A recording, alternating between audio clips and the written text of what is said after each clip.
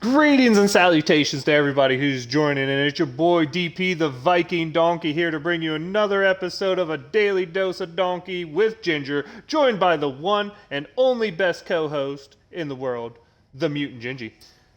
The Ginger, 10-0, let's go. Here we are. Let's talk about this week 11 in the NFL going into week 12. I think I have that right for once. Yeah, I think we're on. So we just got done with Thanksgiving, man. I am full, but I feel like there's something I'm missing. A little I empty. feel like something was supposed to happen. 10-0. 10-0 is supposed to happen. We'll get to what I think was supposed to happen. Yeah, there's lots. But last time we talked, didn't we say we'd be talking 11-0? We did. All right, we must have missed something there. But let's get to the Jacksonville game, because I feel we should start right off the bat with a good football game, good solid team win, 4 turnovers, offense doing enough to put the game away handily, but a little bit of room for improvement everywhere. I think so. I mean, Steelers played the typical bend but don't break Steelers. They let Jacksonville move the ball on a couple drives, but lo and behold, they get inside the red zone, and there's a big play from that defense. Tip ball from the line, and Minkah Fitzpatrick runs out after it, gets it. Game really never looks the same after that, Donkey. Not at all. I mean, both Minkah and Terrell Edmonds with 2 interceptions. I told you I loved the way that kid was playing last week, and he came out and balled this week. He was up there in run protection. He was dropping back in coverage. That first interception he played, man, just sitting on the quarterback, reading the eyes of the young rookie Luton. All 6'6" of him couldn't hide where he was looking. Yeah, that Jacksonville offense had no chance in matching up against that defense. They played to try to win though. You know, they had a game plan that did not favor the Steelers' strengths, which was pass rushing. Luton was getting the ball out pretty quick on a regular basis. 2 sacks only for the game, one by Tuitt, one by Dupree. You say 2 sacks and only 2 sacks, but that's a pretty low for a typical Steeler game. It is, and when you consider how much Bud Dupree was just living in the backfield, that's actually pretty surprising, because I just rewatched the game this morning, and he was in there every time. It would have been 3 sacks if T.J. Watt didn't sack Bud Dupree. The one play, like, Bud Dupree's breaking down, and T.J. Watt just tackles the wrong guy. Like, Yeah. I don't know what you can say about that, but it happened. Like you said, I mean, there's plays where you can identify if you scrutinize the game where there's room for improvement. Most of it is on the offense. Let's get to bed. 267, two touchdowns, 1 interception, 1 really unfavorable interception at the end of the first half. Terrible interception and nothing in the first quarter again. Like, the only reason we had a field goal chance is because they onside kicked, and thankfully Allen, I believe, was the one who was paying attention and just absolutely makes a great play on the ball. But we get that, and we get a field goal attempt, and then Boswell just... Dude, the only person I have faith on this special teams is Jordan Berry, and he wasn't even here to start the year. Like, we cut him because we didn't think he was good enough. He seems to be the only one who's consistent. Like, what the heck is wrong with Boswell again? Yeah, tough break there. I texted you during the game, Donkey, with Allen's recovery on that onside. That was a ballsy call by the Jacksonville coaching staff. And that's a 1-9 football team that's not tanking. Yeah, they made him pay though. I was really happy to see that our special teams looked prepared for just that type of event, and I wouldn't expect it typically, but they were, and it was good. I know Danny Smith had him ready for something. I was surprised at that, but still not overly impressed by the special teams. I mean, Jordan Berry had a good game, but Boswell missing the kick coverage was there. And then my boy Ray, I got to call him out for one. He had 15 yards with no one around him, and Fair caught the football. I was like, Ray. Bro, come on now. Shades of You gotta Ryan be bringing Switzer. that stuff to the house, baby. Shades of Ryan Switzer. Oh, don't say that. No. Yeah, we don't want to go there. No, I mean... The only thing I can say about Switzer is at least no one else had to do it. But why can't this offense move the ball in the first quarter? Ever? Ever. Slow start. Another Like- slow start. I thought we were breaking that pattern, but then we came back and another slow start. You're right. Can't win games against competitive AFC or NFC teams for that matter with that type of play style. No, you're not going to beat Kansas City not scoring in the first quarter unless your defense absolutely balls out, which ours is capable of. But it was nice to see the running game get going. I felt like we did a lot more spread open runnings, and I felt, like I told you, I thought that'd be better. I thought it looked a lot better this time. But we start the second half, and we're going into a double run where we're going to run the ball twice, and instead of James Conner, who's having a great day, we put in McFarland? Like, I like McFarland and all, but if you're going to do pure running plays, it should be James Conner out there toting the rock. Yeah, I'm not sure. Maybe we're trying to save Connor and some durability on a day where maybe not necessarily. We needed him to pound out 25 carries, 30 carries. Didn't really need to establish a presence. The Steelers took command of that game pretty early, Donkey, and really never looked back. That's 100% true. And the other thing I'm going to get into, and this is just me not liking the West Coast style of football that the Steelers are trying to become. But I don't feel in a game where we were winning pretty much the whole game and handily, Ben should be throwing the ball 46 times compared to 20 running plays. And my reason for this is Ben had a good game, right? But did he not make a boneheaded decision to take points off the board and force a ball at the end of the half on a throw that never should have been made into double coverage? Agreed. Completely. He forced it. He got greedy.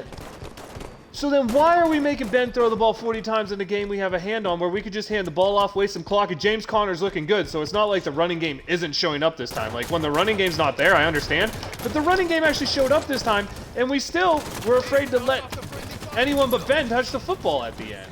Like, that's concerning to me. Because Ben is prone to make silly mistakes, and if you don't believe that, we lost the Jacksonville playoff game because of his turnovers. Yeah, his stats look good, but 2 years ago, our last playoff game, Jacksonville beat us because Ben turned the ball over. Shoot or shoot. That's who he's always been. And exactly. It can make you pay. It can make you pay, or it can win you a ring. I get that, and I agree with you, and I don't think we should not let him shoot, but my point is, when you're up 20 points, why the hell is he shooting? Yeah, you're Why right. the hell does he even have bullets? Not necessary. Sure, I don't mind Ben playing like Ben. Don't get me wrong there. Ben needs to play like Ben. My bigger concern is, in the second half, when you're up 20 points, why the hell is Ben playing like Ben? Yeah, with the defense we have, why are we not just trying to control the clock at that point? I do not disagree with you.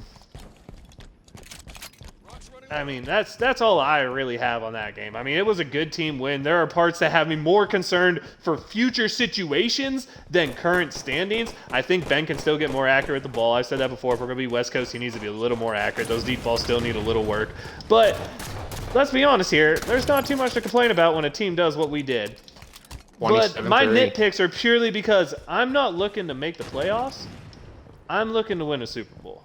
And these little things I want to point out because I see them as faults, and I would love for them to be addressed. I feel like the running game stepped up because we started using better formations for it.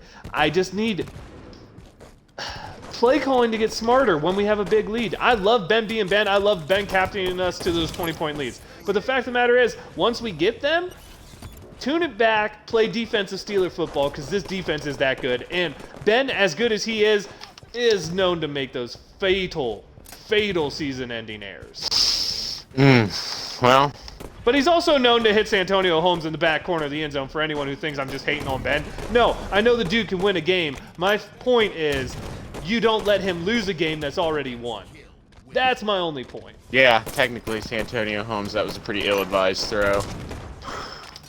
GG. That is not what I say. I say that throw was lit and awesome. What I'm saying is, Ben can win you games like that, but when you're up 20 points, Ben can lose you games.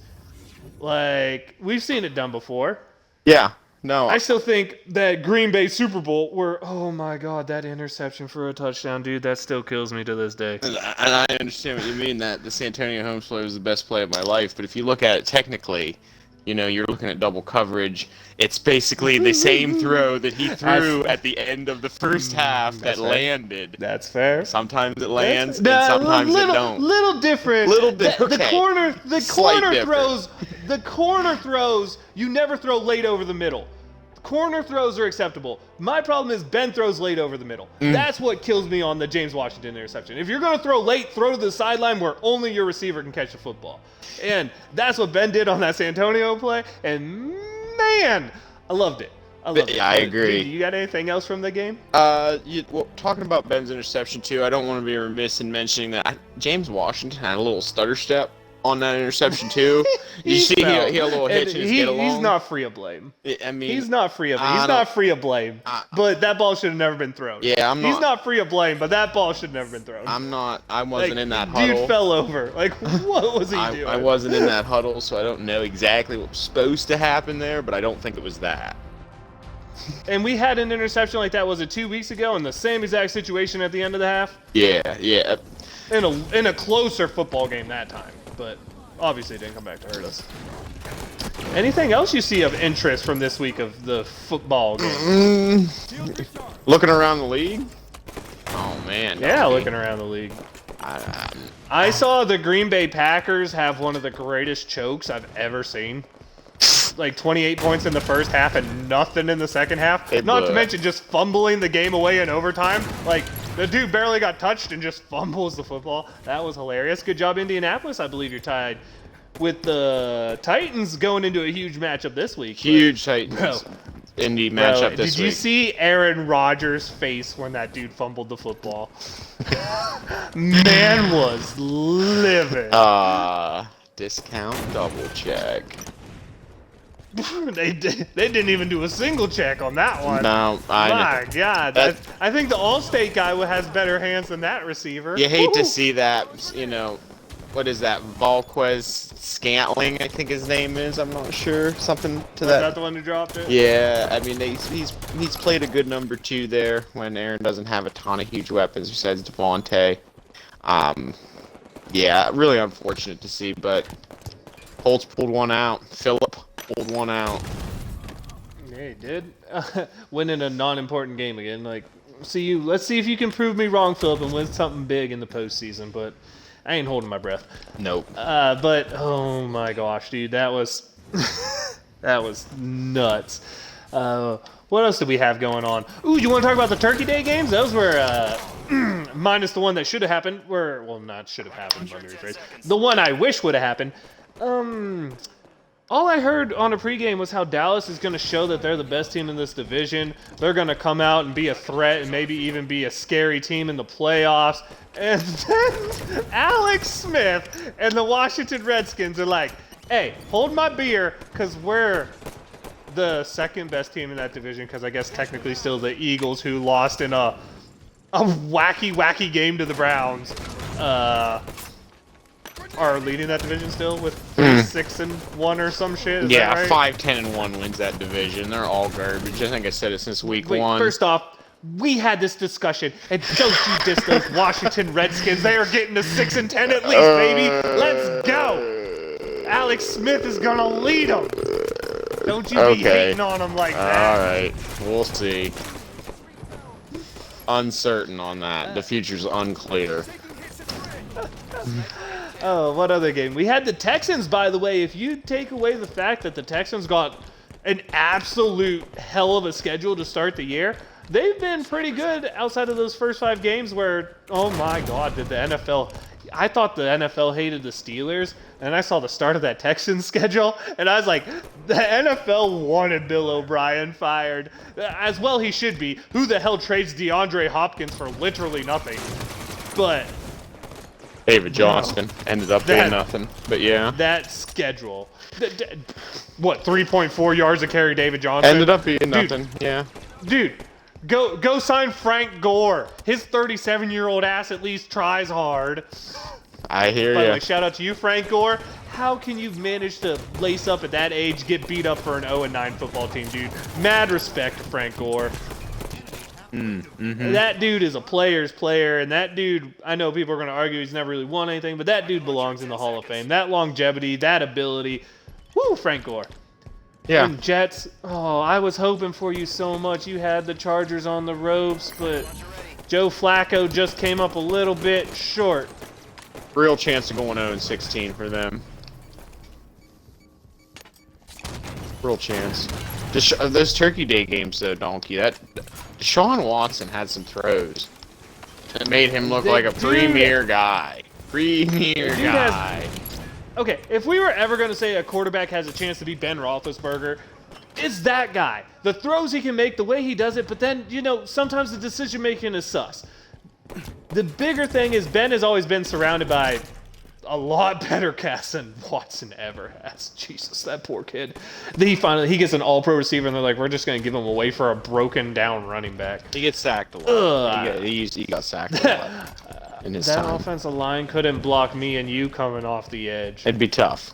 It'd be real tough for them. Oh my gosh, dude, that's I feel for him because the arm talent is there. The dude is definitely one of the brighter points of the NFL.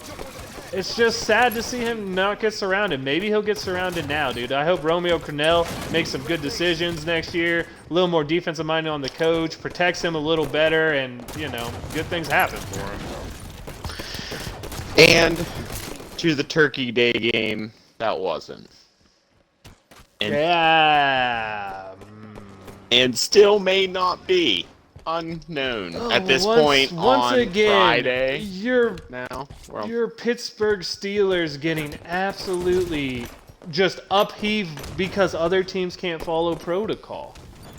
It's hard to say, and I don't disagree with the NFL for suspending the game, for doing any of that. COVID is a serious thing. People have to take it serious. Yes. I have no problem with that. What I have a problem with is how have the Ravens not got punished yet? And a bigger problem is, how did the Ravens get rewarded for it as compared to the Steelers? The Steelers, who did nothing wrong to this point. We did just have 3 cases on Friday, so we'll have to see if we followed protocol on those cases or what happened before we get into that. But, and this is what I'm saying is, not the game itself, because both the Steelers and the Ravens are equally screwed on that game.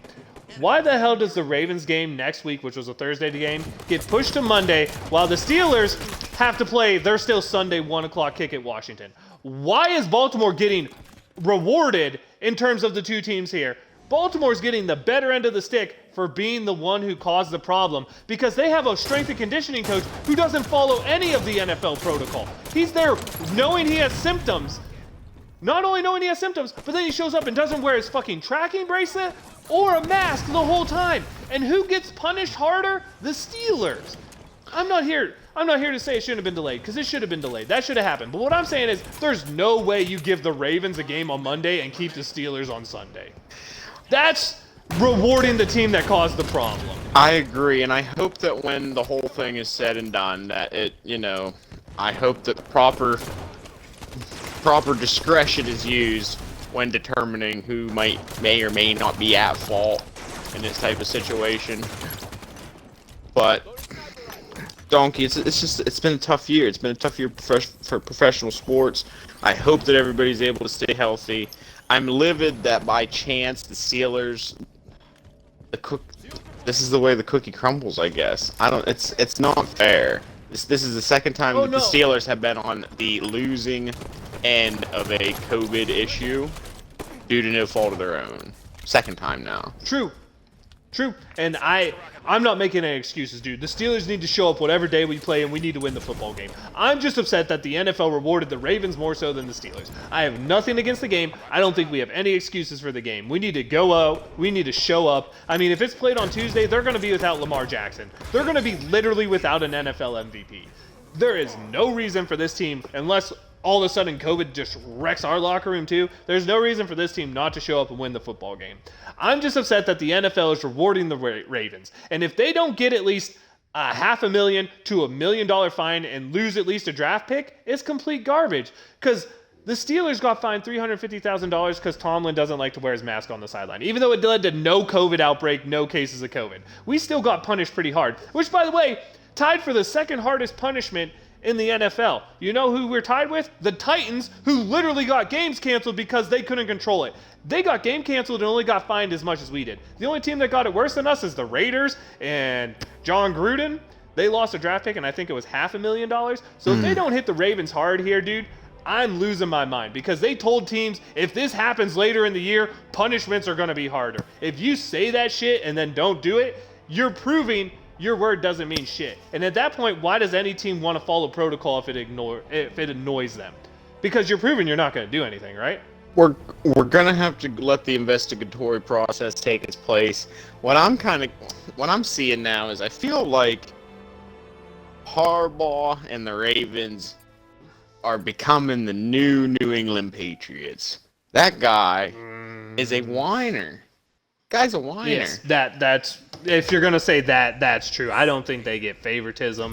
It's starting to this was lean just that a way. situation Okay, that it's happened. starting to lean that way, and I talked about this earlier. We don't have to get into all that. Lamar Jackson is a more marketable product than Ben Roethlisberger, so the NFL would prefer that they win.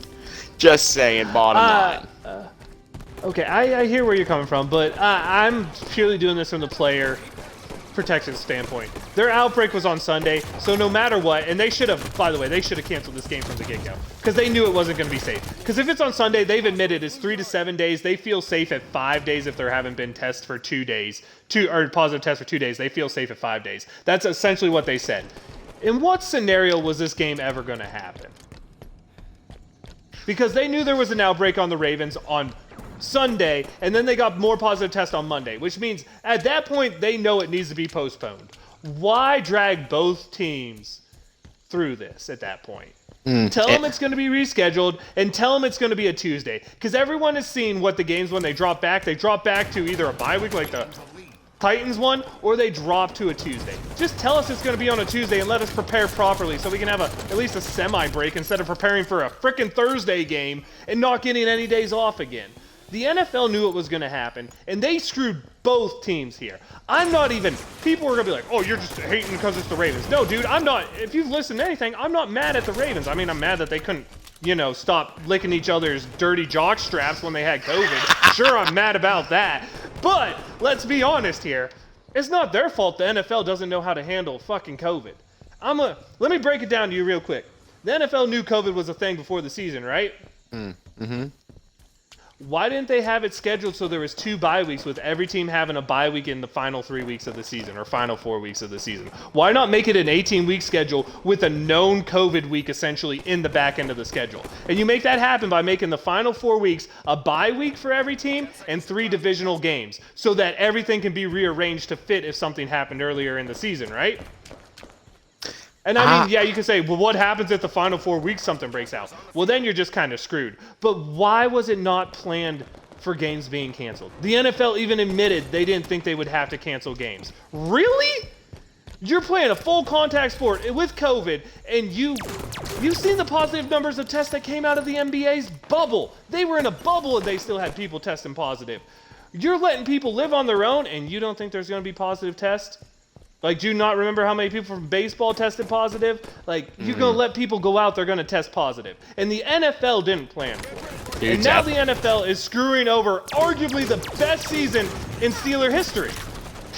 Yeah, it's not looking This could pretty. quite literally be the best season in Steeler history. And we're getting screwed over. I understand COVID's a weird thing, but we're getting screwed over because the NFL didn't plan for it. They talk about player safety and caring about players, but they didn't plan to protect them from COVID? It's a tough thing. I don't disagree with anything that you're saying, really. It's very unfortunate. If I would be more adamant if I had a better solution myself, but I have no idea the structure of these TV contracts and how this schedule has to work based on the flow of money. There's got to be a role in there to be played with that, and I don't know how we fix that. You're not wrong, but look at, they've already moved games, so clearly they can move games. Every NFL or every TV would still be getting the same thing. And you don't think the TV networks would love to have another week of NFL football games to put out there? You think they would have said no to the NFL adding another To a week free of week football of games? football for them? Yeah, I don't think they would. Exactly. So, no, the NFL's not going to break here because, well, maybe the TV. No, dude. Goodell is a fucking idiot. All of his little henchmen didn't care about it. They didn't plan for it. And now teams are getting screwed. I'm so mad that it's the Steelers that have been the team screwed over the hardest, but let's not act like it isn't screwing other teams. I mean, do you think Baltimore wanted to have an outbreak of COVID? Do you think Baltimore wants to have the opportunity to maybe play 2 games without Lamar Jackson? No, definitely not. Not at this point in their You season. want to play the Steelers It's with a sh- 2 missing offensive linemen and 2 missing defensive linemen? That's This is a especially shaky when time. you consider Baltimore's not in the playoffs right now. If any team needs this game, it's them. That's what I was If gonna any say. team wants to be at full strength, it's them. Baltimore's had a pretty shaky last 3 weeks on the field, and I understand they need it. And Doesn't I help said the them punishment either. should come hard to them because it should come hard to them. They fucking violated protocol. If what you there's say, no excuse for it. If what is being said about that strength and conditioning coach is true, that's gonna be bad. That should He come already with got some hard suspended punishment. indefinitely without pay, so there's truth to it. That should get. And no one's ever in the modern day, someone would have stepped out and said that's not what happened if that's not what happened. And I have a bigger problem here, and everyone's like, well, that's just one guy. No, it's not, because everyone in Baltimore's organization knew what the protocol was, and none of them called this guy out on it. So that falls on the whole organization. But I mean, I'm going to be honest, though, they are definitely getting screwed just as hard as we are. Well, maybe not just as hard as we are, but since It's they just get to as play on Monday unfortunate. yes. Since they get to play on Monday instead of freaking whatever day we have to play. Sunday. Next we play Washington. Yeah, Sunday, next that's right. Sunday. You know, looking at I talk up the Redskins and we get them next week. That's funny. that is funny. I gotta say, looking ahead at the game, I'm not even really sure what to call right now in terms of what we're looking for. I don't know who we're really gonna see out there on Tuesday. I think it's going to be a Steelers-Ravens game. And let's be honest here, every we played them last year without Ben, and we played them tough. They played us last year without Lamar and beat us with a backup in RG3. So, I mean, both of these teams are capable of beating each other. Both of these teams are pretty well coached. Both of these teams have pretty darn good rosters. Both of these teams don't buy into the bullshit of excuses. Mason Rudolph won that game last year for the Baltimore Ravens, though. Not RG3, that's for sure. RG3 played a pretty good football game. I'm not gonna lie, I was actually impressed with the way he threw the football after not throwing the ball for so long. Him sticking his goddamn tongue out though all the time drives me insane. Like, bro, don't bite it off, bro. Don't do it. If you get hit by Butter TJ and that thing stuck out, you're in big trouble. You are in big trouble. You're losing But it. if this game gets played this week, which I hope it does, I'm looking for another slobber knocker Steeler Raven football game, man. I love it. I'm ready for it. I want it to happen. I'm so pissed at the NFL though.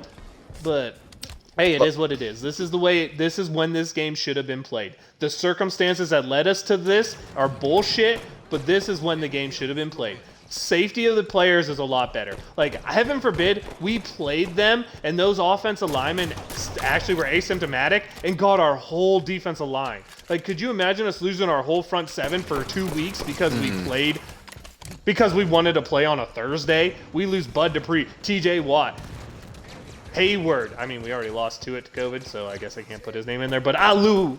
I mean, who knows what happens if they don't be smart about it. And I hope they stay smart about it. I really hope that the COVID tests stop. I hope Saturday and Sunday and Monday are clean days for both teams because I really want this game to get played. I would love it to be at full strength. I don't want to play the Ravens without Lamar Jackson. I mean, I would. I'm not going to be like, oh, no, we're definitely not going to play that game because he's not playing. But at the same time, I mean, I prefer to watch these teams play at full strength. It's great football. It's great for the league. It's what you need. You don't want to see. I don't want to asterisks on a game. No, me neither. I agree.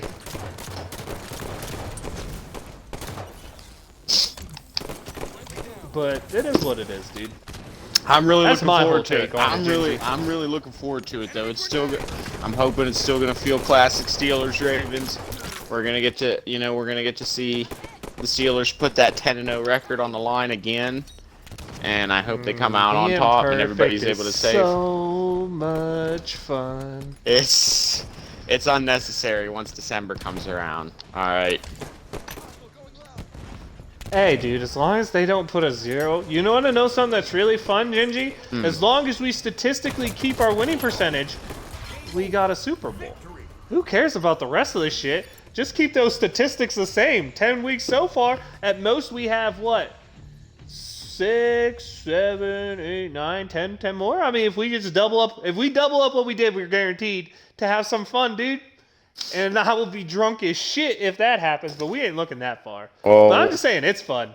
It's fun. That'd be a merry We get time. to live in an era no other Steeler fan has ever experienced. Think about that. How I great agree. this organization has been for how long. We're in an era no one else has ever got to have. I think about it quite a bit. What I've seen, and we're coming to the end of the Ben Roethlisberger era, believe it or not. He's 38 years old, and he's not going to be around forever. And I hope this losing a little bit of that zip. I hope he's this is the still a one. good- I hope this is the one. I'd love to see it. I mean, there's a lot of guys on this roster who deserve it. There's a lot of guys who haven't been there. And this is the team. And me and you've had this conversation before. Those past teams, I told you, I'm like, you can't have, we argued about this, that you can't have individuals. Because when a team doesn't want to play as a team, there's just something missing. That's why you can't, I don't mean it to sound bad, because you can win with some individuals, but there's certain guys who just don't win. Like, look at Terrell Owens. Look at Antonio Brown. I mean, there's certain guys that when you don't care about... And Antonio Brown's the perfect epitome. He gave it all. You can never say he didn't give it all. But he wanted it all to be him. And this team is just different. Like, Claypool catches a touchdown. You know what they do? Their first thing is to have an awesome celebration for Juju. These dudes are there for each other. These dudes love each other. These dudes are... This team is different. This is not a Steelers team I've ever witnessed. Like, I've witnessed great Steelers teams, but there is something about this team that is just absolutely different. I feel like the locker room chemistry's there. First time in a while that we've truly seen it. True. Something's there. Someone's putting the right notes on. And we've had some great teams that have been really good bonded teams, but I can't tell you what it is. It just... Every time I watch this team, it just feels different. Say what you want about Ben's arm at 38, but he's still a hell of a leader. I feel like this is the first time he has honestly taken over a team. I'm going to be honest with you. Like, normally you hear drama from the offensive group because there wasn't a strong voice. I feel like these kids came in, energized Ben, listened to Ben, and there's a strong voice finally in that Steelers locker room leading that offense. And I love it. I agree. Donkey. I can't wait. You really are going to suicide to kill me. All right, dude. I see how it is. Going down. All right. I can't wait. Let's go. 11-0. We're waiting for it. Oh my God. How about shout-outs for this week, Gingy? Shout out. We're looking at this week. You just mentioned it, Donkey. I had my shout out actually prepared this week. Couple different ones. Shout out Juju Smith-Schuster, 24th birthday. Heck of a celebration last weekend with Claypool and the touchdown. Really enjoyed seeing that camaraderie on the field. Shout out to Steelers Nation. Everybody hanging in there through this crazy tough year, man. You know, Steelers getting a little bit of the raw end of the deal. Everybody hanging in there, supporting that team, witnessing something that we've never seen in Steelers history. Shout out to all y'all out there. I got to give a shout-out to the Mapletron.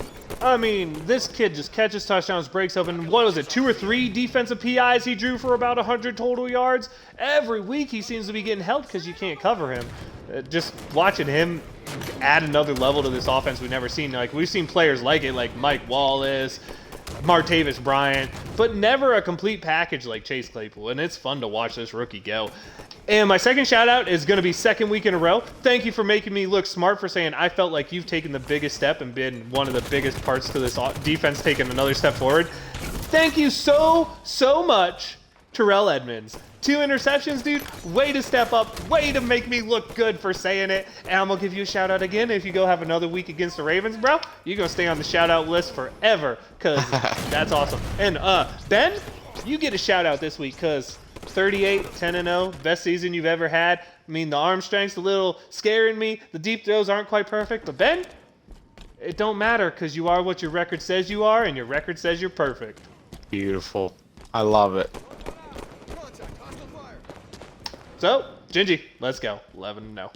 Let's go. 11-0. Wave them if you got them, Steelers Nation. Keep your head up. Here we go, Steelers. Here we go. Be sure to reach us out. Leave some comments on our YouTube, or if you're catching us on Twitch, leave comments there. You can catch me at Viking_Donkey. And you can catch Gingy. Mutant Gingy, Xbox Live, gaming every weekend. Holla at your boy. And let's go, Steeler Nation. Let's show those Ratbirds what's what. Let's go. 11-0. Knife in the back. Let's go. 11-0.